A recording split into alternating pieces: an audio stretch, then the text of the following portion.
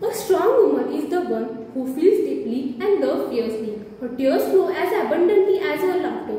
A strong woman is both soft and powerful. She is both practical and spiritual. A strong woman in her essence is gift to the world. So hello respected judges and all the people watching me. I am Rumesh Yagwad from first year of diploma from Bapuji Sahuke Institute of Engineering and Technology, Kolhapur. Today I am here to speak a few words about how women can become physically, financially and mentally strong. Well, times have changed. Century moves like cloud in a clear sky. But still in 21st century, is our country that safe for women to walk alone at night without the fear of being harassed? Even today, when we see news on newspapers, social media and TV, there is always a heart-wrenching news of rape and murder of a girl. Kidnapping, attack on modesty, eve-teasing have become common in today's world. Girls are not safe in their schools, colleges and even at their workplaces.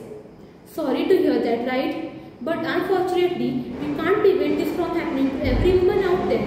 But girls, we can prevent this from happening to ourselves by learning self-defense. There are various methods of self-defense like taekwondo, karate, martial art. These are some of the powerful weapons which can prevent anything wrong happening to us. Apart from this, government should make self-defense mandatory for girls in schools, colleges and other education institutes. Schools and colleges should appoint lady counselors so girls will feel free to share their problems like blackmailing and harassment with her, and right action could be taken against that problem before it's too late.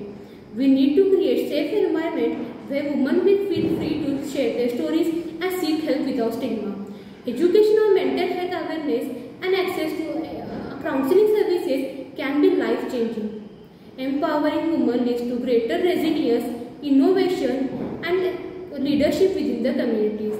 For too long, women have been sidelined on financial conversation, often depending on their father and husband for economic support. However, financial literacy and independence are vital for women to take charge of their lives. So, education is the foundation upon which change is built. So, we must encourage women to learn about personal finance, investing and budgeting. Second, women should pursue careers that align with their strength and passion. This means seeking out opportunity for professional growth, negotiating salaries, and advocating for ourselves at the workplace. A financially independent woman is empowered to make the choices that reflect her values and aspirations without any compromise. Girls, remember, if you ever feel scared, just remember of these brave ladies like the first female teacher of India, Savitribai Phule, the first female Prime Minister of India, Indira Gandhi, the first female woman astronaut from India, Kalpana Chawla. Not only them, but Kiran Bedi, Manu Bhaker, Sakshi Malik and many other women who didn't care about what the society will think, ignored the stereotypes, and now their names are marked by golden words in the history. Girls, we must follow their benchmarks to become fearless and courageous as them. As I am ending this speech, I remember a few words said by Michelle Obama.